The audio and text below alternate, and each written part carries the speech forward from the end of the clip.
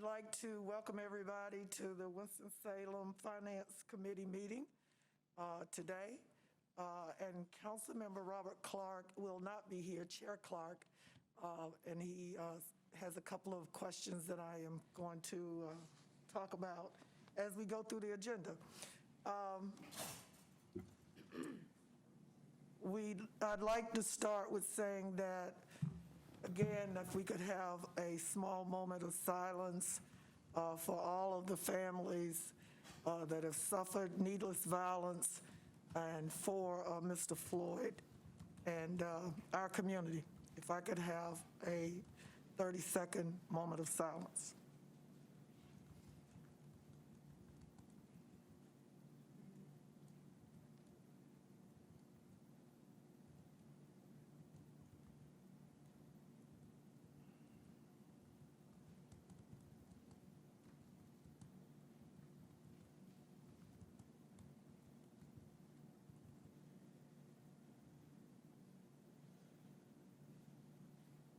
Thank you. We have today a pretty long agenda, and I think it's because we will not be meeting in the month of July. So what we have is 16 consent items, and we have 7 general agenda items. Members of the committee and council members, are there any consent items that you would like to pull? I already have C1, C4, C6, C8, and C12. If there are none, I make a motion to approve the balance, Madam Chair. thank you. Second. It has been moved and properly seconded. All those in favor of passing the balance of the consent agenda, do so by saying aye. Are we voting electronically? Yes, ma'am. Back to the future. Somebody voted, okay. The ayes have it and it passes. City Clerk, may we have the first consent pulled item, please? Item C1, resolution authorizing annual submission of the Continuum of Care Homeless Grant Application, acceptance of grant funds, and execution of agreements. Yes, Ms. Newman, you're going to present to us on this, and I have a couple of questions myself as you present. Yes, ma'am. Good afternoon, Mayor Pro Tem, members of the committee and council. Good afternoon. Mayor Joins. Marlon Newman, Community Development Director. I'm standing before you with our annual Continuum of Care Homeless Funding application information. Every year from HUD, we receive an allocation of funds to support our homeless service providers and those persons experiencing homelessness.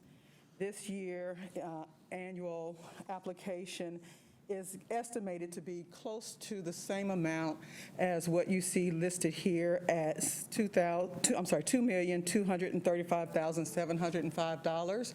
We generally base our projections on the previous year's allocation until we actually get the final grant agreement from HUD. Oftentimes, it might be a few dollars more, but we feel safe usually trying to budget and outline based on our previous year's application. With this application of funds, these funds can be used for both new projects as well as renewal projects to our existing service providers. Through this process, requests for proposals are made. Those requests for the funds then go to the COC rating panel first for consideration. From the COC rating panel, it then goes to the COC operating cabinet for their review and approval. And then ultimately, it goes to the Winston-Salem Forsyth County Commission on Ending Homelessness for review and approval before it comes to us. So these applications, once they are requested from the members of the COC, go to a multi-step process before they ever come to council for ultimate approval. It is our expectation that when we are able to actually get the final award amount and come to you all for funding, that, as you'll see listed in what is Exhibit A, you'll see a list of organizations for whom we are currently providing resources pursuant to last year's or this current year's funding. And so we would be looking at a similar type of distribution, not exactly the same, it just depends on what comes through to us. But you'll see that the funding types range from long-term housing vouchers to short-term housing vouchers, rental assistance, case management, and a host of services. So these would all be contained in the funding that would come forward. My question is the usual. How do we audit this process? And I think the community right now, everybody's wanting to see a little bit more transparency of accountability. How do we audit this process as well as the organizations to ensure the services are being provided but compliant? And of course, there's a perception that the city of Winston-Salem isn't doing enough and that we hand out money and there's no accountability. And my concern is how or who can or do we partner with, and that's not part of this group, to ensure compliance. And if we don't have that answer, I would like us to think about it. We need to make sure that the people that's auditing the process are not the people that's part of the process. Do you have some information? Yes, on that? ma'am. So with every request for funding that comes to us, once we've executed a grant agreement with the organizations, our monies are reimbursable dollars. So they have to demonstrate to us that the services were delivered to the target audience as proposed in their grant agreement. That's the first step. So each of those requests for payment come through us. They're checked by our program coordinators who are assigned to do just that task or that function. And then they go through the normal process for invoice payments here with the city. But secondly, and probably as additional support, if you will, we are actually audited by HUD to make sure that we are expending those dollars as per the grant agreements. Matter of fact, we went through a HUD audit just a couple of months ago on our ESG programs and so forth, and we came through that audit just fine. So we do have that additional process that's outside of our intimate circle here by HUD itself to ensure that what is represented in our application to them and then passed along and approved by those in that operating cabinet and the like that I outlined, that those things are in fact consistent. Thank you very much. Yes, Are ma'am. there any more questions or concerns? Councilmember McIntosh, then Councilmember Scipio. This is not so much a question, but I just want to point out in the Exhibit B that there are 49 agencies in Forsyth County that touch on homelessness and the need to provide housing for people. Sometimes we get criticized for not doing enough. Yes, ma'am. But I think people don't have an idea of how large the scope is, who's involved and what gets done. So I just wanted to point that out. Yes, sir, thank you. Councilmember Scipio. Yes, Ms. Newman, Exhibit Make A. sure, Councilmember, you're talking into your mic. Thank you. Ms. Newman, Exhibit A shows 6 recipients of funding, but there are like 49 different agencies in continuum of care. Do the other agencies apply and don't get accepted? Or are there other pots of money that they depend on? I was just wondering why it's such a narrow group of people. And it's a combination, because with some of the organizations that are a member of the continuum, the types of services that they provide, they do it in partnership with what we call the shelters.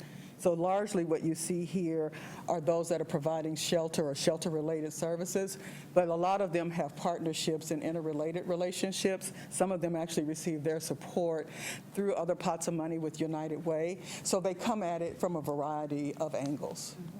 Is it easy for an organization to join the continuum of care group, or is it somewhat of a closed group?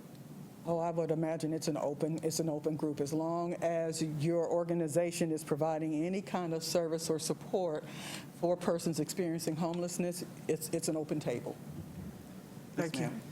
Any other questions? Councilmember Taylor. Ms. Newman, thank you for the presentation. I'm looking at the report in Exhibit A. I'll preface my comments with saying I know there are a lot of people who, due to COVID-19, are experiencing issues where they're being, they project to be evicted from their homes soon. They're going to need a lot of rental assistance. It looks like we're working with Experiment Self-Reliance and Family Services. Are there any other organizations that you're aware of that we do partner with for rental assistance? Because I want to make sure that we can get this information out to the community who needs it the most, so they are aware that there are opportunities for them. HALS is the other primary organization that we partner with. They actually handle the housing choice vouchers, and so they do provide housing assistance, rental assistance through that vehicle. Those are the primary ones that are really under the auspices of providing rental assistance that we work with. Thank you. Thank you. Any other questions? Councilmember Larson. Yes, sir. 49?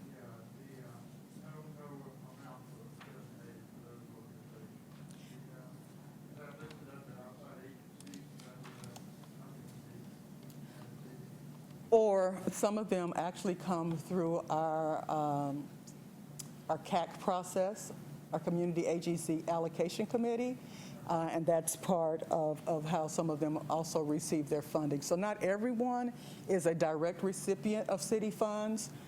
Some of them come through the COC, some come through the CAC process, and then others, like I said, collaborate or partner with some of these existing agencies from a funding perspective. Following up with McIntosh's comment, the way that we can understand how much money is allocated to these organizations. I am sure we can probably get someone on that to find out. But like I said, not all of them come through us for the funding. So are you looking at all of their specific budgets per agency, or just those that receive any city money? I think what we call it line item specifically is city money. Okay. Sure, we can get that for you pretty quickly. I think it'd be nice to follow up with what that on. Thank you. May I have a motion? Motion to approve? Second. It's been moved and properly seconded. All those in favor, please do so by voting. All those opposed? And the motion passes. City Clerk, next item, please. Item C4, resolution authorizing the city manager to contract with Surrey Insurance for insurance brokerage services and to purchase property, boiler machinery insurance. Ms. Saunders. Oh, excuse me. And again, when you come to the mic, staff, please give your name and what your job title is. I'm Nick Webster. I'm the risk manager. Good afternoon, Madam Mayor Pro Tem, Mr. Mayor, ladies and gentlemen of the committee and the council. Good afternoon. We are requesting authorization to proceed with the purchase of property insurance with a $500 million per occurrence policy limit through Travelers Insurance Company through a contract that has been awarded to Surrey Insurance, who currently services the city's insurance broker.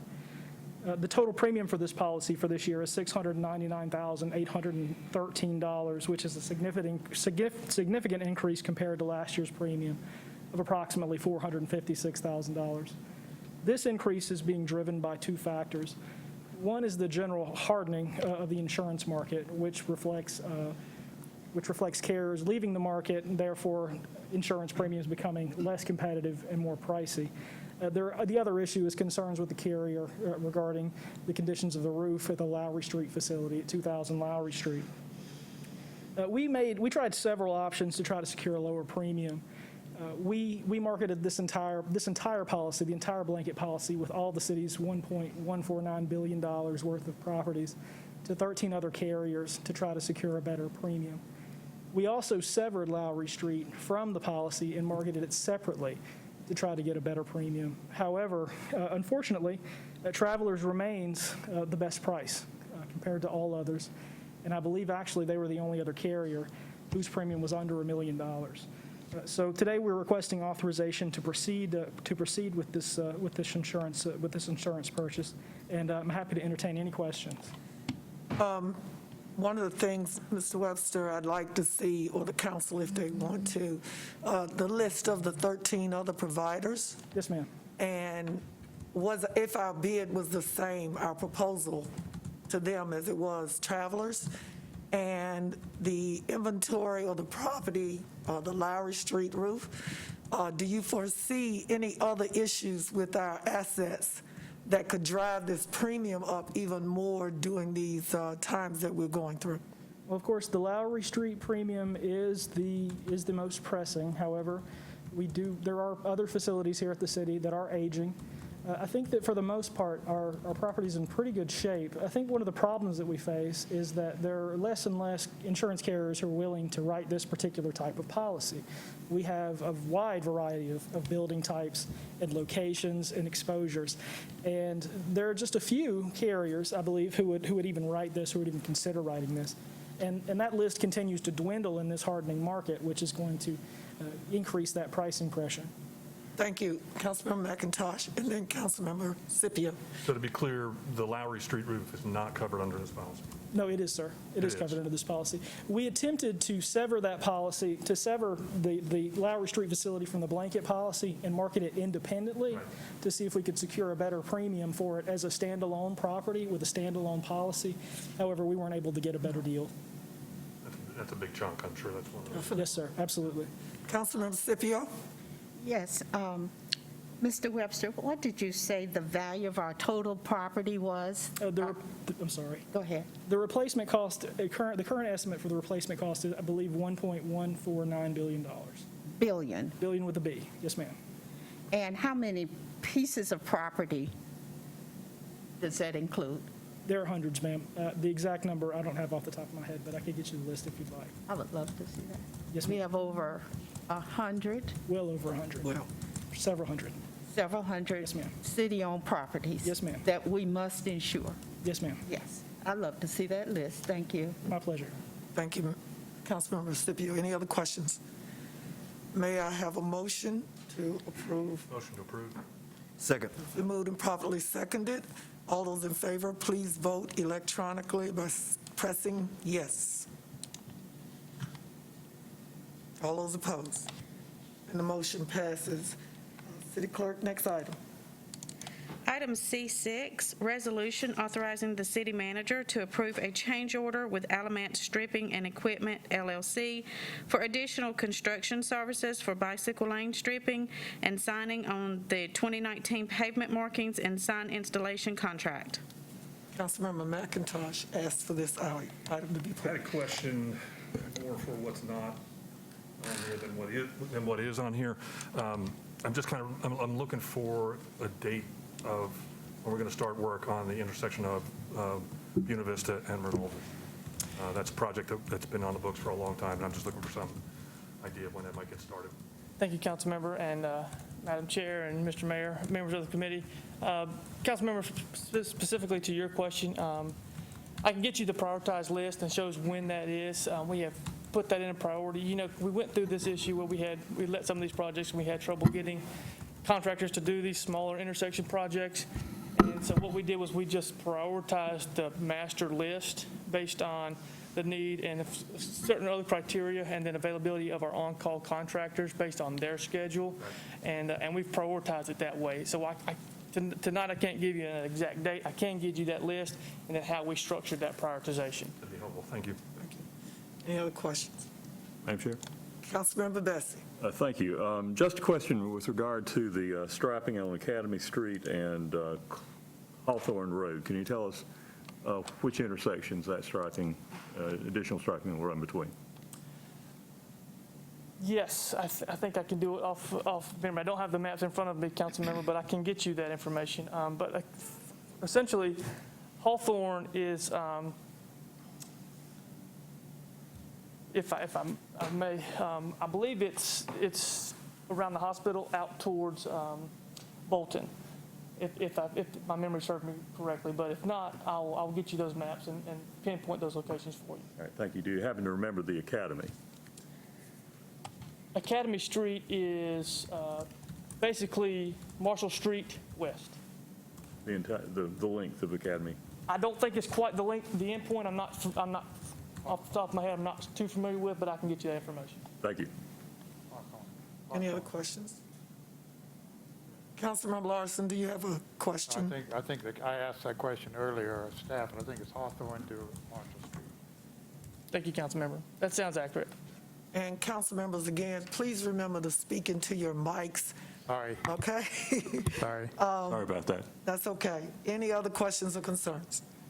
May I have a motion, please? Motion to approve. Second. It's been moved and properly seconded. All those in favor, please let it be known by pressing yes, and those opposed, no.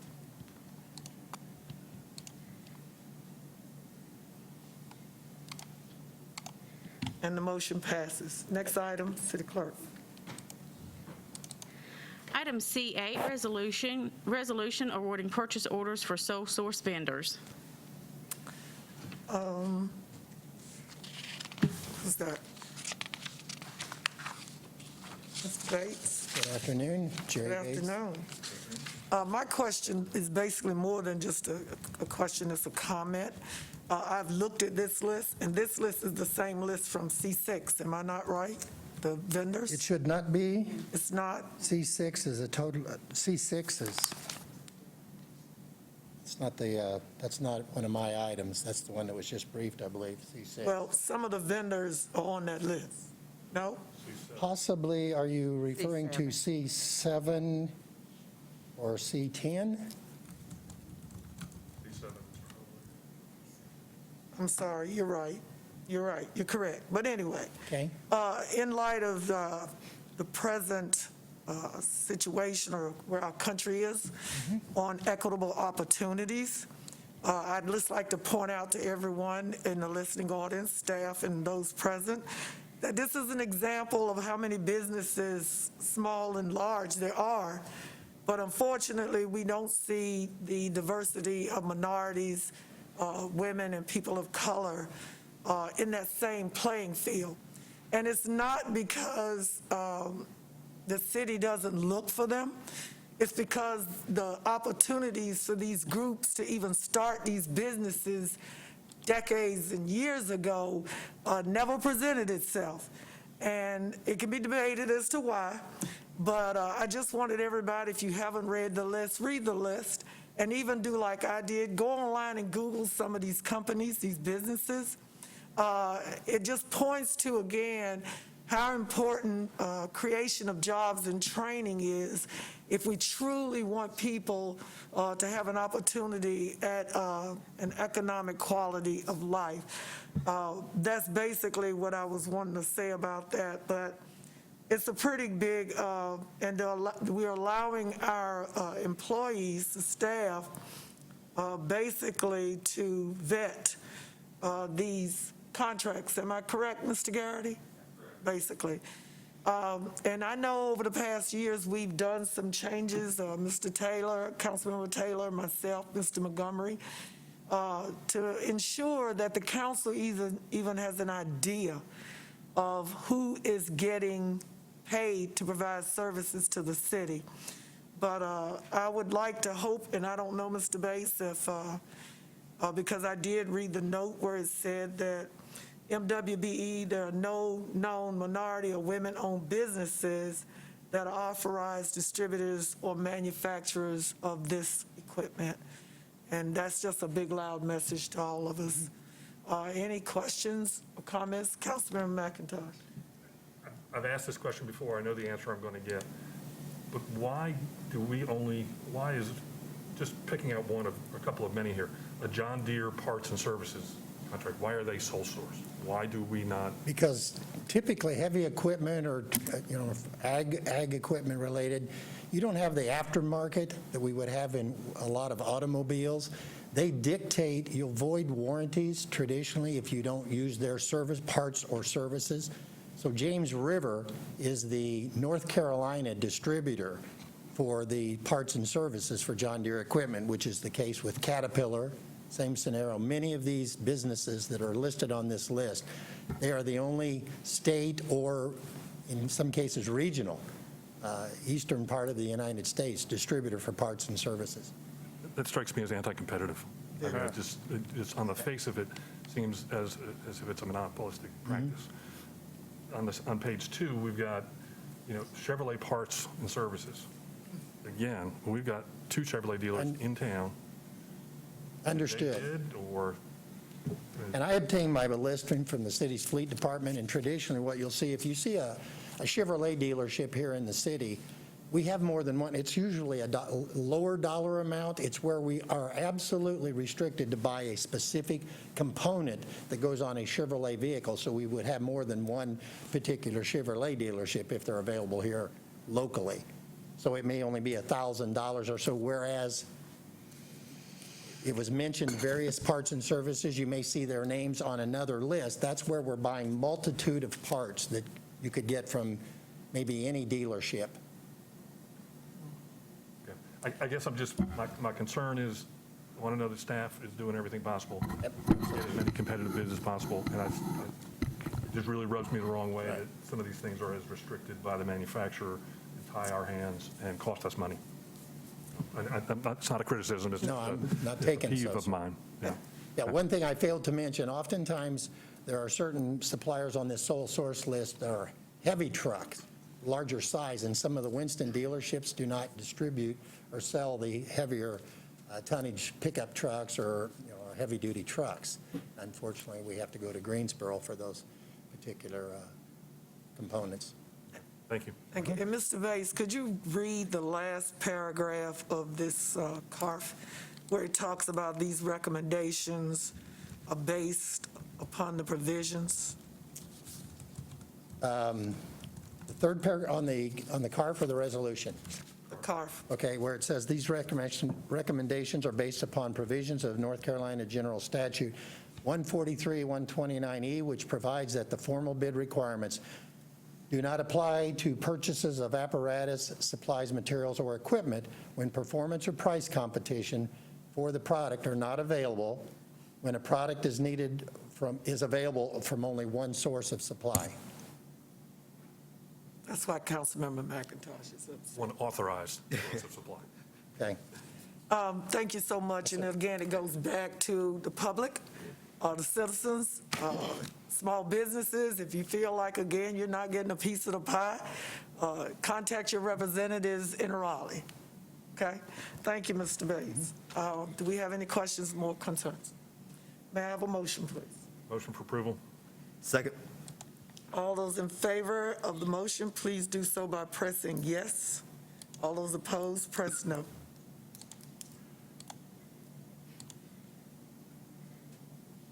They missed you, Ms. Councilman McIntosh, on the motion. And it passes, all yes. Thank you. Next and last item, City Clerk. Item C12, resolution declaring certain city-owned equipment surplus and authorizing the sale thereof. It's you again, Mr. Bates. Mine as well. On this, my only question is, I noticed during the reading of our budget, we have we've limited any replacement of new equipment or automobiles if it's not absolutely necessary. Are replacements for new vehicles or parts included in the budget of these particular vehicles that we're selling? Are some being replaced? Are they being replaced? I apologize, I'm not, you're asking me if we I'm put asking additional you- money in the budget? Right, the equipment that we're selling, is there money in this year's budget, coming up, budget cycle 2021, to pay for new equipment to replace these? Would you know that, or Mr. Garrity, I would not know. or Mr. Taylor? Mr. Rao. Mr. Rao. Yeah, I'll find somebody. Thank you, Ms. Bates. Good afternoon, Mayor Pro Tem Corey Adams, Mayor Joins, members of the City Council. Good afternoon. So typically, when something is declared for surplus, we have, budgeted to replace the equipment. So I know I think there are police vehicles on this surplus list. And so, more than likely, there's been a replacement vehicle already included in the budget, and we've purchased it, and now it's time to cycle out the older vehicle. As far as the fiscal year 2021 budget, we do have, there are limited replacements in the budget, but there are items in there for the replacement of police vehicles. I think some of the items on this particular surplus list looks like it might be some fleet vehicles, but again, we typically are, we've replaced them in a previous year budget, and now those vehicles have actually been delivered, and we're ready to cycle out the older vehicle.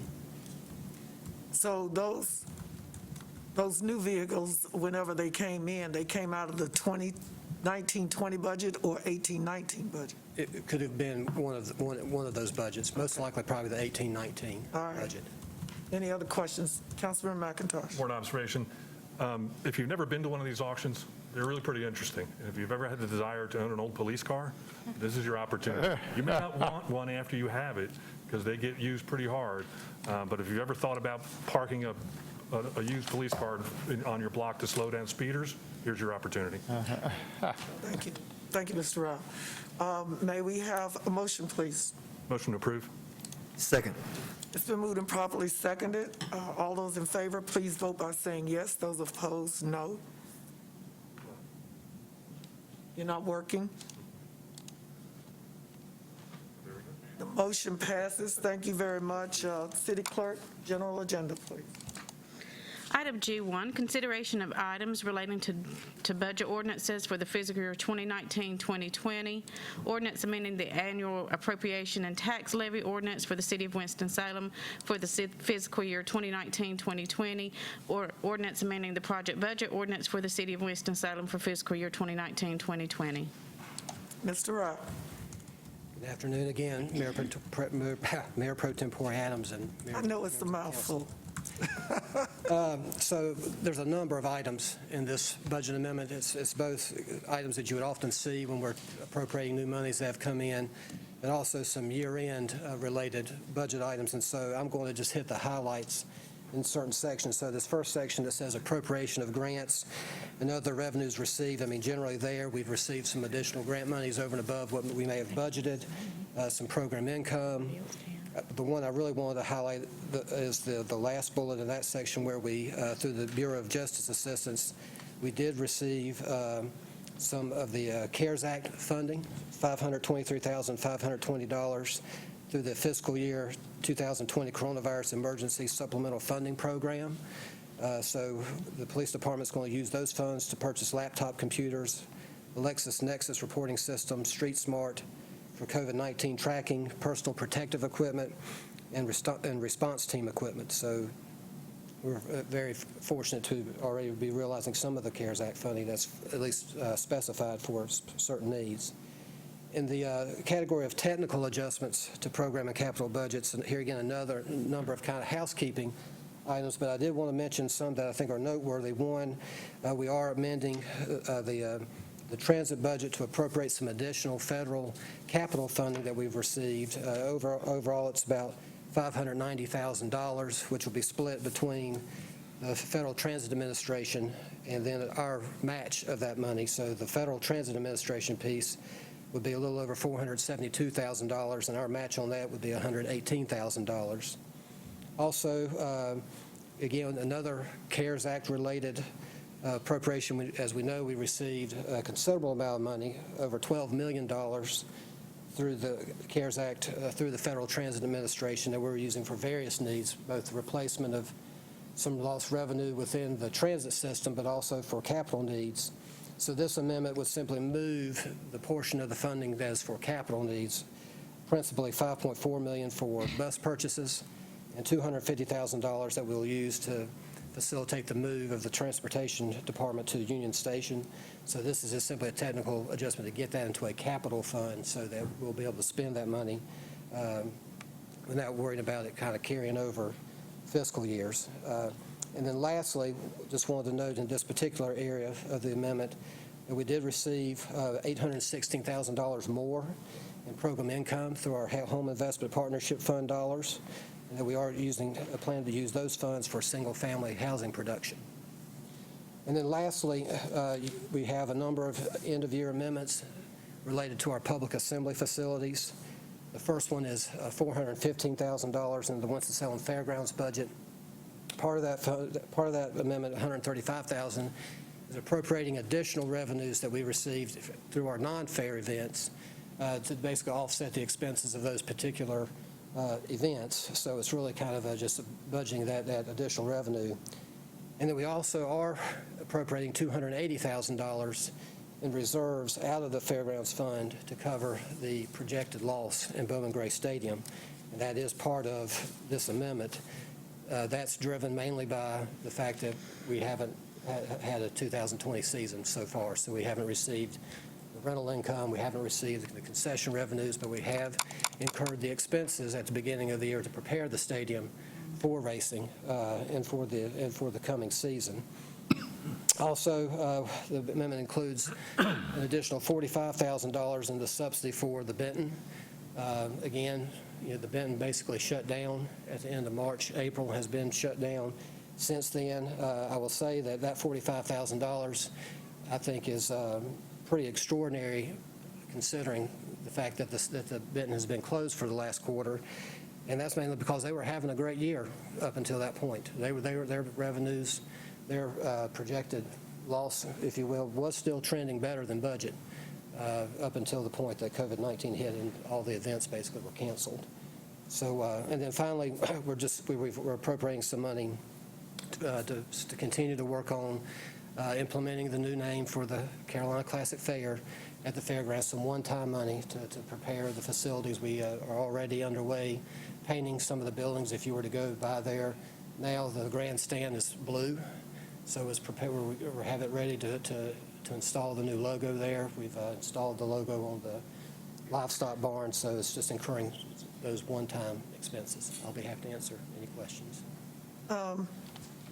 Mr. Rao, what is the balance, or what will be the balance of the fairground, the ground fund, once we do this? And I know we'll probably end up going back to it, but what is the balance of it now? Do you know right offhand? I think that right now, I think it's still over $1 million in the Fairgrounds Fund at the end of this fiscal year. But of course, we're concerned about next fiscal year. The proposed budget assumes a 25% reduction in attendance. And I think we're concerned of whether that might be optimistic. And so obviously that would significantly draw down those reserves next year if we have much lower attendance or if we even contemplate having a fair. And that's my next question. Is staff looking at what our plan A and plan B is, that A, limited attendance fair versus no fair if things continue to spike or anything like that? You can answer that or speak to that at another meeting, but the schedule of events for the Benton and the fairground facilities, could council get a composite list of those events that were scheduled and were canceled? And maybe what we thought we would have made on them if they especially were repeat events that we do, like the country one that we do every year and the others. And I'd also like to say, and this probably has nothing to do with this, but already I'm getting a lot of feedback about the murals at the fairground on our farmers market. I've gone to see it, and I want to thank you and the staff and everybody and the artists that participated in that. Do I have any comments or questions related to this agenda item, item 1? May we have a motion? Motion to approve. Second. It's been moved and properly seconded. All those in favor, let it be known by voting yes, and those opposed, no. And this agenda item passes. Next item. Item G2, resolution authorizing the mayor and city manager of the city of Winston-Salem to execute documents related to the $30 million FY 2019 Choice Neighborhoods Implementation Grant Award with the Housing Authority of Winston-Salem. Thank you, Ms. Newman. One of the questions that Chairman Clark had wanted me to comment about, well, it's not a question, it's a comment, and you probably answer it during your presentation, is making sure that all i's are dotted and t's are crossed, and that the council receives regular updates, whether it's through the General Government Committee or the Finance Committee, as to where we are in the process, so that we don't miss a beat. That's basically his quote. Okay, you can continue. Yes, ma'am. Greetings again, Marla Newman, Community Development Director. So the item before you, I'll deal with that first and then comment on Councilmember Clark's concerns, is a resolution to authorize the mayor to execute the grant agreement and other related documents that enable the implementation of choice neighborhoods to move forward. As a co-applicant with the Housing Authority, there are certain documents we sign together, and then there are some that they sign alone. So this enables us to sign the grant agreement as one of the primary factors to actually be allocated the dollars directly. I'd like to also mention when I say allocate the dollars, there won't be a check or a wire transfer of funds to the Housing Authority when all of the necessary grant agreements and paperwork are submitted to HUD. What happens then is a line of credit with HUD basically is established. One of the first steps we have to do along with executing these documents is create an actual Choice Neighborhoods implementation budget.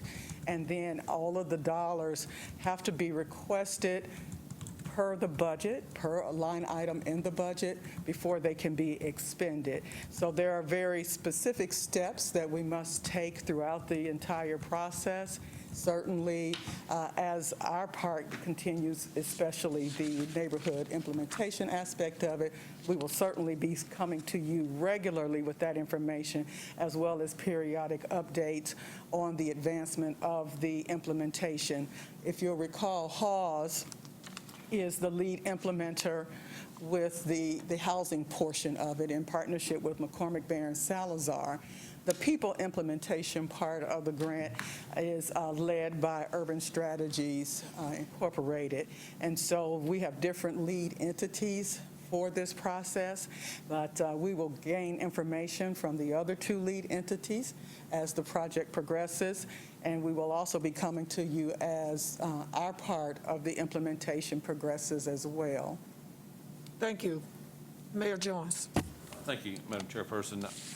We haven't, I don't think, had a meeting per se since we got this grant. And I think it just goes without saying how extraordinarily happy we are to be receiving this, one of 4 cities in the whole country. And I agree with Councilmember Parks' statement that we do want to make sure, because there will be a lot of eyes on us from around the country as we implement this. It's an aggressive plan. It's a comprehensive plan, but I think one's going to be transformational, not only for the Cleveland Avenue area, but for the surrounding area. And so I'm just delighted to sign these agreements going forward, and congratulations to the staff and everybody that was there to help make that happen over those years. And we want to also make sure that all parts of our community benefit from the work that's going to happen here. Thank you. Councilmember Taylor. Thank you, Madam Chair. Ms. Newman, I just want to express my congratulations on this grant. I think this is good for the city, and thank you for your hard work and everybody who played a part in this. $30 million to renovate an existing housing development. I think that makes sense, but I just want to be on record, and I know we've said this before. It's good that we're redeveloping communities, and we need to do that to provide quality, affordable housing going forward in the city, but we just cannot do it at the expense of putting people out of their neighborhoods who are indigenous to these communities and bring other people in the form of gentrification. I'm confident that this Choice Neighborhoods grant does not do that, so I'm happy to support this particular item and other affordable housing developments and projects across the city. Thank you. Councilmember McIntosh. I want to echo the compliments on receiving this award. I mean, it was a lot of work. I think we did an excellent job in presenting it to us, to HUD, so congratulations on that. I also am really excited about the amount of investment this will leverage. So this $30 million is not what's going to end up being spent. It's a fraction of what's going to be leveraged by other folks coming in to spend money. That, to me, is the real win. I do have concerns about getting paid by HUD. We consistently have to front other people money when HUD is slow in paying. And those amounts, while large, are nowhere near as large as the amount of money we're talking about here. Is there any sense that their reimbursement to us will be more timely on this project? Or are we in a position where our credit rating could take a hit because we're waiting on HUD to reimburse us? So it's difficult for me to speak to how HUD will operate in the times to come. I will say that there are others who will be responsible for bringing dollars to the table. And I think that when we look at the ultimate budget that is created, then that will enable us to do some planning on those parts that may require other investment by the city. Of course, we already know that we've committed to $500,000 of our CDBG annually for the next 6 years. So we already know that that's coming and can budget that. I think that once we're able to create that overarching budget that HUD will have to approve, then that gives all of the parties enough time to plan and schedule out what needs to come in first, what needs to come in second. There are some things where, for instance, some pre-development cost can be requested as soon as the grant agreement is executed for allowable costs that have been incurred since the formal date of the grant award, which was April 23rd. So there are some mechanisms, I think, that we can learn to work with and potentially find a way to make sure that if we have to pay out first and wait for reimbursement, that we either do that with as small amount of investment as possible and certainly try to time it so that it will happen as quickly as possible. The good news is everything is handled electronically, so that can also help to speed up the process. And one of the things that's important too is for us to make sure that when we put in a request, that every T is crossed, every I is dotted, so that it just goes through the process more smoothly. So Yeah, I'm happy that we're cognizant of that, and I just want us to be mindful that we've hit that situation before with this federal agency. Don't want it to come back and bite us on this one. Absolutely. Thank you. Councilmember Scipio in one of the wards that's the recipient of the choice grant. Yes, of course, we are quite excited about this wonderful opportunity that we have before us. Many people have asked, well, when is it going to get started? So do we have an initial timetable of major steps? I think I was told that the total timeline for the project is 7 years. Is that about right? It depends on who you talk to. It's Okay. 6 years for expenditure of the funds, and then 7 years for closeout. Okay. So all the funds are expended, all of the final documents and everything else are in place within 7 years. The work has started in terms of community engagement. Hawes and Urban Strategies have put together some outreach materials already to start to pull together community. They have already advertised for a project manager to work on the people implementation piece. A number of applications have already been submitted, the majority of which came from Winston-Salem proper. And the next tranche of applications that had a substantial number were from the state of North Carolina, and then a few from outside of the state. So they have already started, even though we haven't actually signed the grant agreement yet, but they have actually started the work. It would be great if we had just a timeline with the major steps, and I've gotten several calls about people who want to be part of demolition contracts.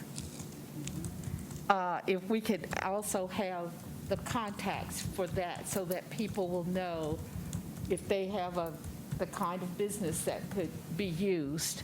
Yes, ma'am. In this project, that we'd be able to make that public. That is part of what the partners or the team, implementation team is working on now, both creating the budget as well as creating the project timeline and the various steps. So those are both works in progress. So we will definitely keep you apprised. Even when it comes to contracting, a number of those contracts will have to be the result of RFPs. Part of the documentation that came to us in our packet with the grant was a certification form that all what they call sub-grantees have to execute, and that they certify to certain things that are required by HUD. So interesting enough, that was one of the first things they sent us in the packet before we even have the grant agreement signed, was to make sure that anyone who participates in this project abides by HUD's rules and regulations as well. So again, those are works in progress in terms of the timeline as well as the budget. Ms. Newman and Ms. Logan Ford, we want to thank you both for carrying the water on this project. Thank you so much. I think they deserve a round of applause. Councilmember Scipio is correct about the people are getting anxious. And one of the things, part of Councilmember Chair Clark's request, as well as mine, as well as what the councilwoman asked for, we need the council needs a report that's very simple, but yet gives us dates, timelines, and what's expected in this process. For instance, with the Hope 6 grant many years ago, there was supposed to be Section 3. And personally, I don't think the city came through on that with Hawes, or Hawes didn't come through with the city. And this time, I don't know that's what I'm saying. The council needs to know, what is our leverage in this? Our responsibility after giving tax dollars, our share of some tax dollars, how much leverage do we have to ensure that the people in the community have an opportunity, like with Hope 6, to get a job skill now as we move forward, when all the building starts, versus when the building starts, our people are not trained to get the contracts and the jobs. I would like to know, what is our plan to engage those partnerships we have, the Ministers Conference, the Minority Business Inc. people, the Black Chamber, Forsyth Tech, and others, as to how we are going to help and facilitate getting African Americans, Latino Hispanics that live in the Northeast and the East Ward, men, women, young people, trained up, carpentry, plumbing, heating, whatever, that we're ready to go when we start building this massive project. And we are working on that plan now. Thank you. Thank you. Any other comments or questions? Again, thank you, and to all the staff so much for working so hard on this, okay? May I have a motion?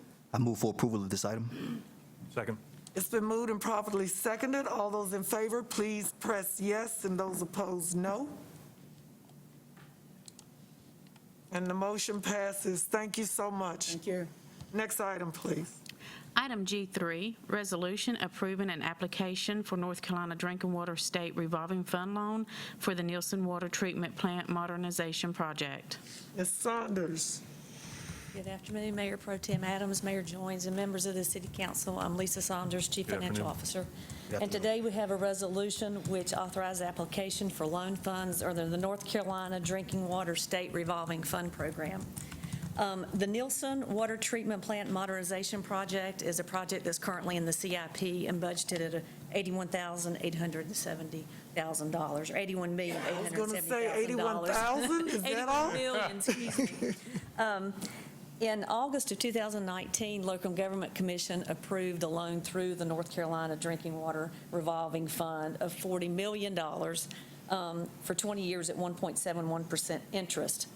We recently know that there's some other stimulus money, and so we're making application again through the North Carolina Drinking Water Fund to apply for to bridge the gap, to see if we can get a loan or possibly even a grant of $41,870,000. Any questions, comments? Okay. May I have a motion to approve? Motion to approve. Second. It's been moved and properly seconded. All those in favor, please press yes or vote no. And the motion has passed. City Clerk. Item G4, resolution of the City of Winston-Salem granting authority to the city manager to obligate grant matching requirements in certain situations. Mr. Tesh. Good afternoon, Mayor Pro Tem Adams, Mayor Joines, member of the committee and council. My name is Scott Tesh. I'm the city's Performance and Accountability Director. What you have before you here is an action item and a resolution that would grant the city manager authority to obligate grant matching requirements on behalf of the city in a very specific circumstance. That circumstance being when time does not allow for our normal procedure, where if a department had a grant that had a match, it would come before the Finance Committee and City Council. So in the circumstances that, let's say, a grant became available to us and only had a 2 or 3 week period from application or notice of funding opportunity until that application was due, there are 2 pieces of the policy here. For those where the grant match is under $100,000, the city manager would have sole discretion to determine what is necessary and fiscally responsible and essentially grant the department the opportunity or give them the approval to move forward with that grant. In the cases where the grant match was over $100,000, the city manager would consult with the mayor and members of the city council and then use their feedback in determining whether it was appropriate to allow the department to move forward in soliciting or moving forward with a grant application that has a match. The note here is we don't intend to use this authority. But with some of the coronavirus funding, specifically out of what's come out of the CARES Act and what may come out in the future, we know that they're trying to spend that money very quickly and have seen at least one example where there was a 2-week application period from the notice of funding opportunity for a FEMA grant until it was due. And so the normal process that the city would undertake, we couldn't go through. Also, in months where the city council may not be meeting, there's an opportunity there for, again, the city manager to have some discretion here and explicit authority to know how he can move forward. If you have any questions, I'd be more than happy to answer them. But what this really is saying in the details of the CARF is that the city manager won't just have carte blanche. He still has to run this information and the requests and the applications through the council. For anything under $100,000, he would determine what is appropriate and move forward. You would have a report generated in your weekly update and then also an information item generated at the next Finance Committee meeting. If it's over $100,000, moving forward, you would have an update in the weekly update, but then also an action item to Finance Committee where you would provide specific approval of it. And basically what I'm saying, and maybe I worded it wrong, the council will be made aware at any of this. Absolutely. That's what the public needs to hear. Councilmember McIntosh. It seems to me like this would be a situation where city manager would only make a mistake once on something like this, Say it again. right? So I feel like, after the fact, on that level of money, the risk is fine. Reward, I think, is greater. So, thank you. Thank you. Any other comments, questions? May I have a motion for approval? Second. Been moved and properly seconded. All those in favor, let it be known by voting yes. All those opposed, no. And the motion passes. Next item, please. Item G5, resolution awarding contract for resurfacing city streets, bond contract 2, APAC-Atlantic Incorporated, Thompson-Arthur. Mr. Huff. Mayor Pro Tem, Mayor Joines, members of the council, this is your bond contract number 2 from the 2018 bond issuance. Basically, this is the hot mix resurfacing of all of our high priority streets within the city based on what was established with the council members.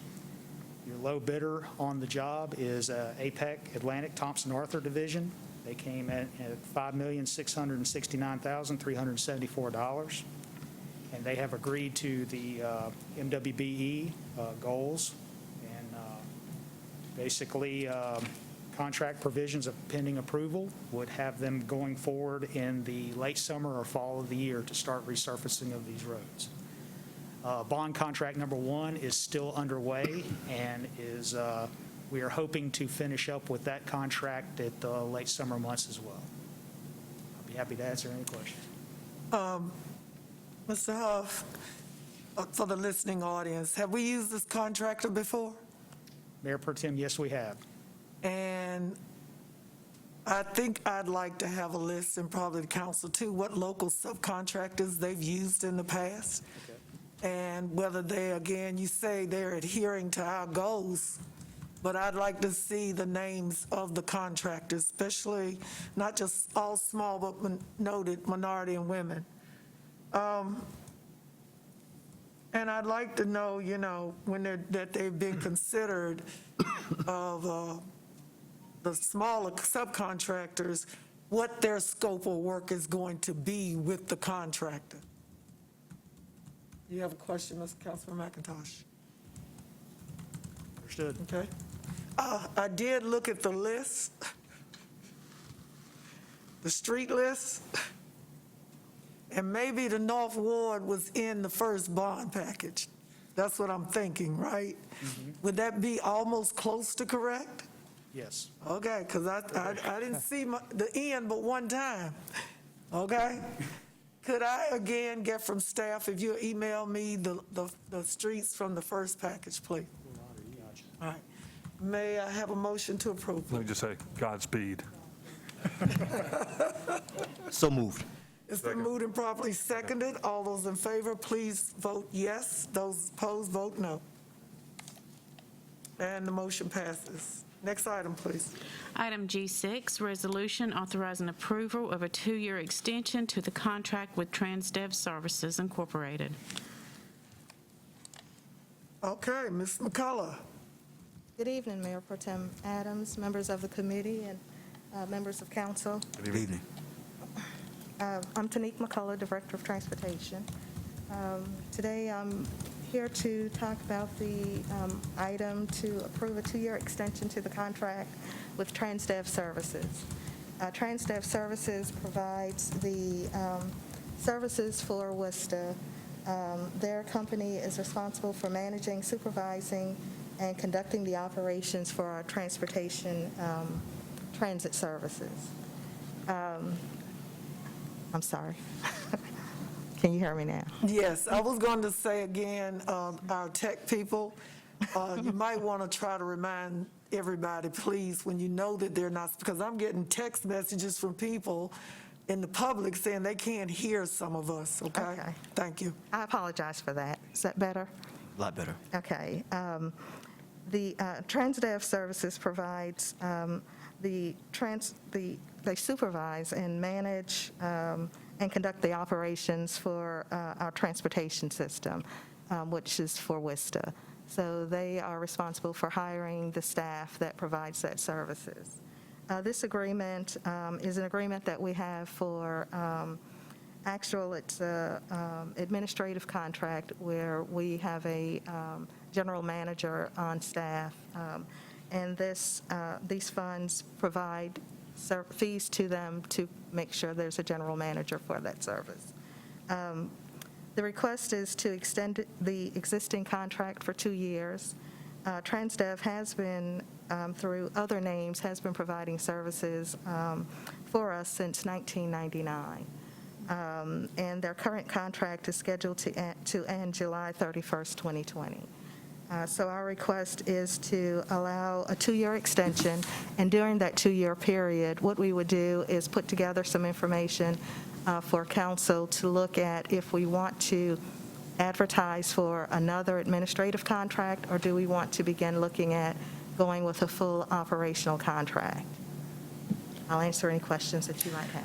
Thank you, Ms. McCullough. I guess within the body of that information, I'd like to know how was the service?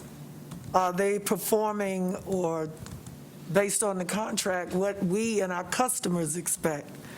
If there's been any issues, any complaints, that's what I would be looking for. And based on that, it's only going to be a 2-year contract when you send that to us. Any other comments? Councilmember McIntosh, then Councilmember Scipio. What was the contract amount last year?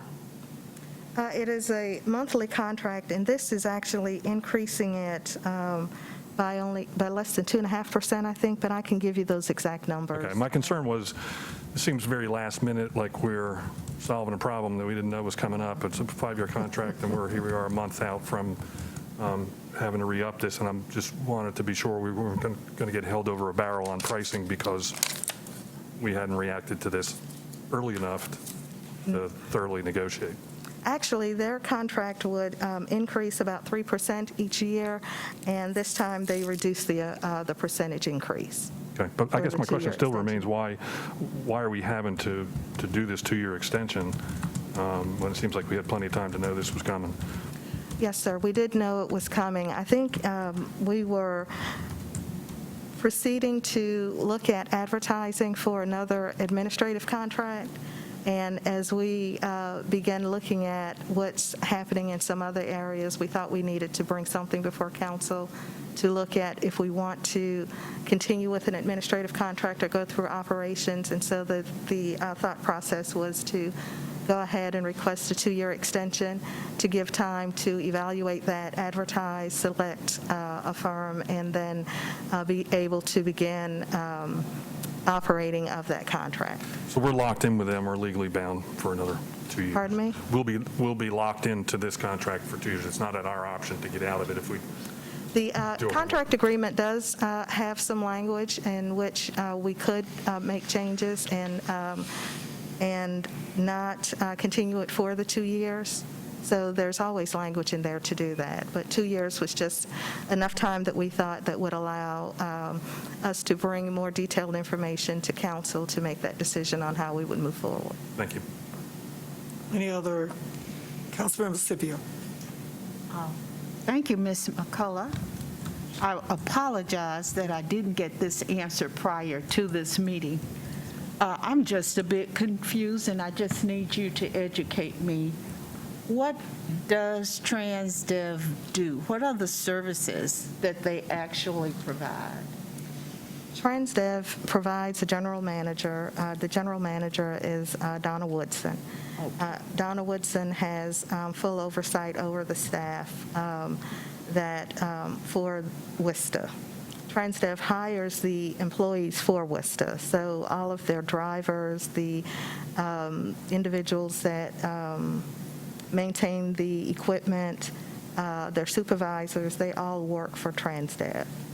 And they bill us based upon their fees for running the service. But TransDev, the contract we have is administrative, so we have a general manager that has the full oversight of the work that they do. Great. So now that clarifies. Ms. Woodson is not a city employee, but No, she's ma'am. an employee of TransDev. Yes, ma'am.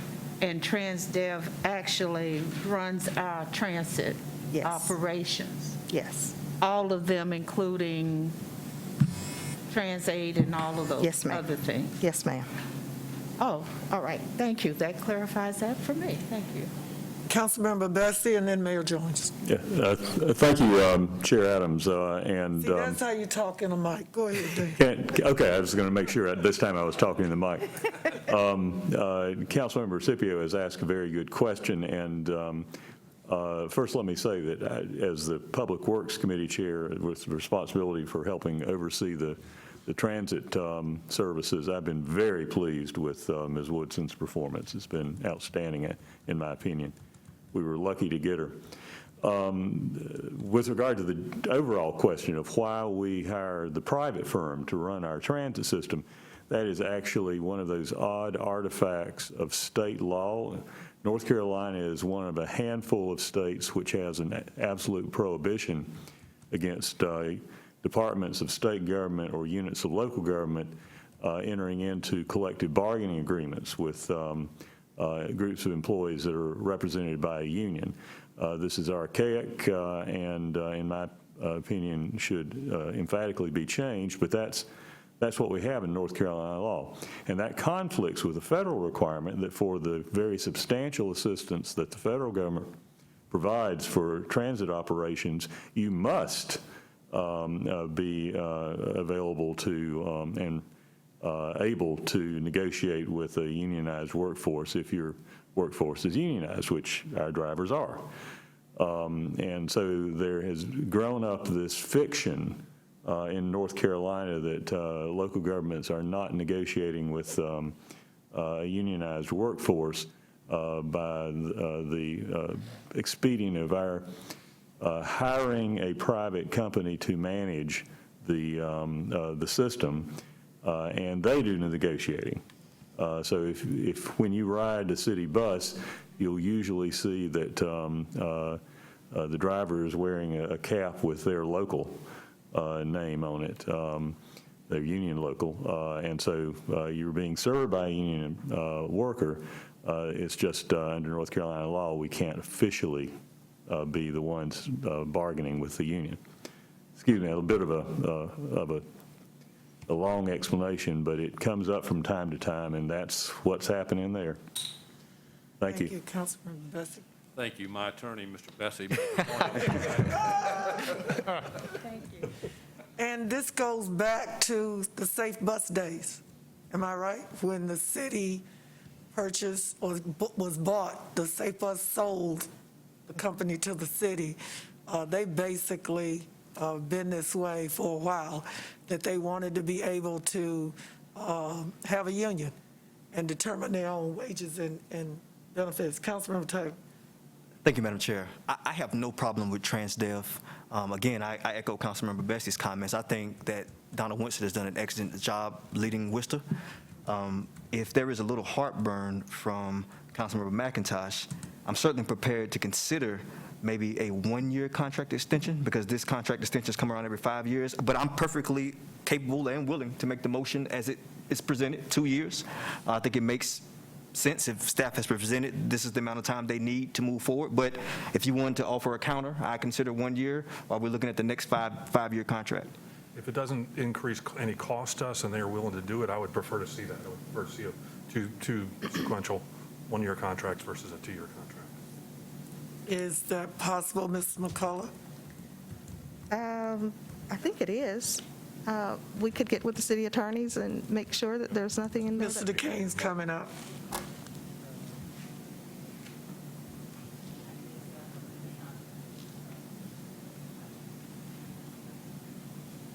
Madam Mayor Pro Tem, Mayor, members of the City Council and the committee, I had to consult with the other attorney in the room briefly. But what may be acceptable, and we'll have to check the contract, is we could do a one-year extension with an option. The only reason why I'm a fan of the 2-year is because you're going to have some considerable information to digest and then direct staff as we get into the full-blown operation versus the management administrative contract. It's a pretty big leap, and Greensboro did it. I mean, it's doable, but there's a lot of financial information and implications out of that, especially from service delivery standpoint, that we want you to make the best decision you can. So that's why we brought the 2-year before you today. If you'd like, we could look at a 1-year with an option, or you could just go with what's on the table now. If it's to the city's advantage to do a 2-year, then let's do a 2-year. If it's not costing us more money or giving us an inferior product, I don't have a problem with it. It's my recommendation to you through the manager that a 2-year is in the best interest, especially of the consideration that all of you are going to have to make. Councilmember Taylor. So we've heard from staff adequately. We've heard from Councilmember McIntosh, and so I'm willing to make the motion to accept the item as presented. Second. It's been moved and properly seconded. All those in favor, let it be known by voting yes, and opposers vote no. And the motion passes. Thank you very much. City Clerk, last agenda item, please. Item G7, resolution approving economic development assistance to Purple Crow LLC pursuant to North Carolina General Statute 158-7.1, located in the East Ward. Good afternoon, Mayor Pro Tem Adams, Mayor Joines, and members of the committee and council. Good afternoon. The item that you have before And you are, Oh, sorry. everybody's Evan got Raleigh, masks. That's right. It's hard. I'm Evan Raleigh, an assistant city manager. So the item that you have before you approves a request for financial assistance from La Tortilleria LLC, totaling up to $203,904. The company is currently planning to invest approximately $13.3 million over a 5-year period in real and tangible personal property And that request for assistance would go to assist the company in helping to defray some of the costs associated with the capital outlay associated with the expansion of the facility, particularly around the public infrastructure pieces. Just to give you some background on La Tortilleria, they are a Winston-Salem-based distributor of more than 3,000 authentic Mexican, Latin American snacks, meats, and dairy products. They have operated here in Winston-Salem since 1995. And they're currently actually a neighbor of ours. They're right down the street from the Lowry Street facility. They operate at 2900 Lowry Street. They distribute their products to wholesalers and stores all along the East Coast. So the company currently employs a local workforce of about 186 employees. They have actually added 44 employees in this calendar year alone, and are planning to add north of a dozen by the end of the calendar year.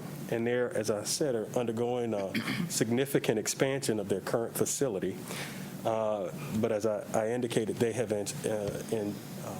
encountered some substantial unanticipated cost related to the relocation of some public infrastructure needed to provide their expanded space with the appropriate fire protection. They are adding approximately 70,000 square feet to their existing 100,000 square foot facility.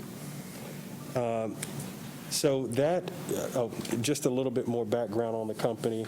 The positions that I mentioned, they've added 44 positions. That includes positions like over a number of categories. Just to give you a flavor, that includes warehouse employees, drivers, salesmen, clerical staff, middle and upper management positions as well. The positions that the company is anticipating to add throughout the remainder of the current calendar year are spread across those categories as well. The company's typical starting wage is in the $12 to $13.50 an hour range and go up from there. In terms of the workforce, it's quite diverse. Approximately 60% of their employees are residents of Winston-Salem. When you expand that out to Forsyth County, that number goes up to 70%.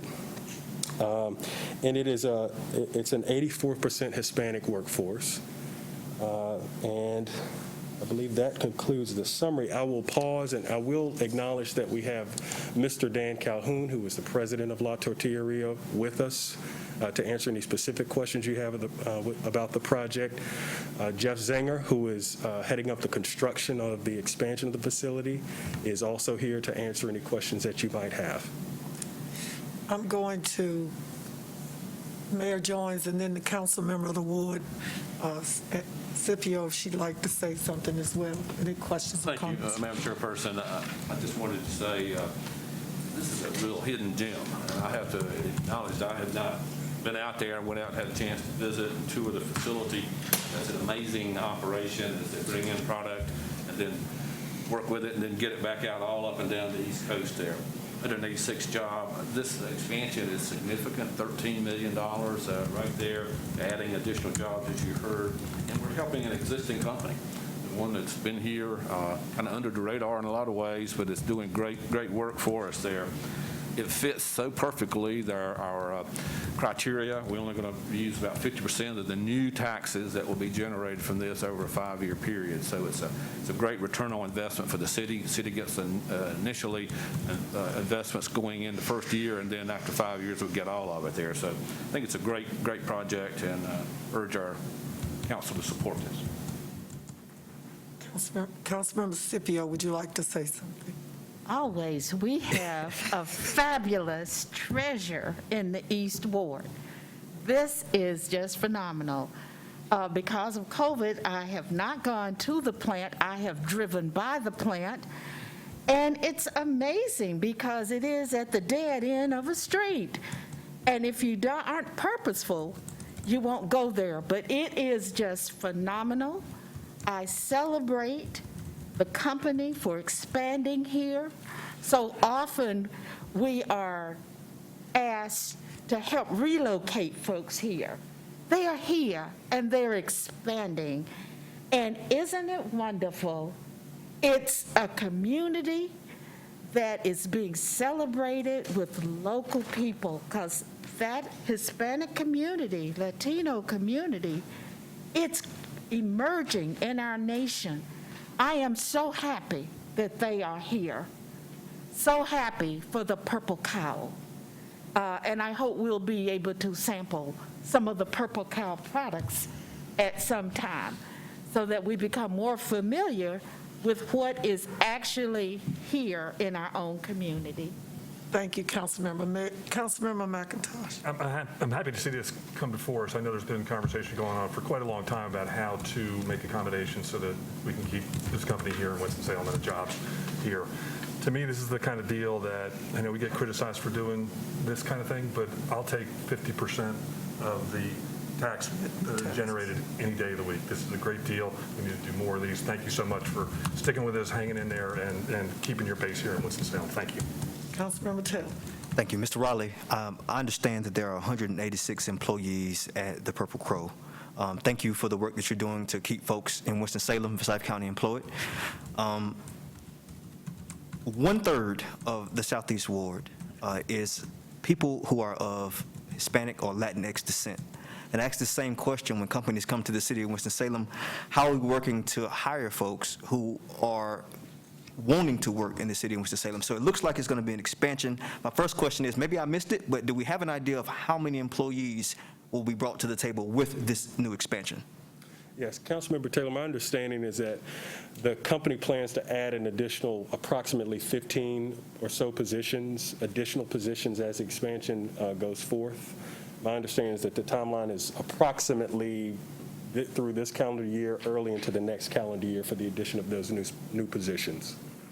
Well, I can think of Herbalife and a few other companies that have come to the city, and we've personally been able to work with them to do some job fairs or some hiring just to ensure that people in our community are being hired.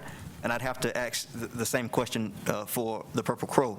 You know, how are we getting the word out to the Latino, Hispanic X community, Latinx or Hispanic community, that there are jobs available and that they can come and apply and work? Certainly. I might turn to Mr. Dan Calhoun, who is the president of the company, to speak to their recruitment efforts and how they plan to get the word out. Thank you. And would you state your name and your address, please? My name is Dan Calhoun, and my business is located at 2900 Lowry Street. I'll get you some Purple Crow products. Sorry. I said it twice just so we'll... That's all right. And would you speak into the mic, Mr. Calhoun? Yes, ma'am. Thank you. So is this the one? Okay. So we're bringing, we recently acquired a food service company from David County. They are probably 30 employees. So this building is going to, they're not all here yet. So there are employees, they're not all here yet. There's some of them in Davie County. So we've added 44 just this year. And part of it is just in anticipation of this construction being finished. So the construction is going to go on for the rest of this year, but 186 employees is what we currently have. It's possible that you could have a whole lot more, 50 or 60 employees in 2021, because this is a 70,000 square foot warehouse. It's doubling our doors. So we have tractor trailers that go from here to Atlanta and Washington, D.C. overnight. So orders are coming in right now, and they'll be in D.C. by about 5 tomorrow morning. And so all that work has to take place. So the amount of jobs is a lot more we're bringing. I don't know how many is going to be in 2001. We'll have to see. But God's blessed us, and we're really happy to be in Winston-Salem. My brothers and I went to Piedmont Bible College. My parents were missionaries, and we started a little grass company in 1986. So 34 years with my two brothers in business.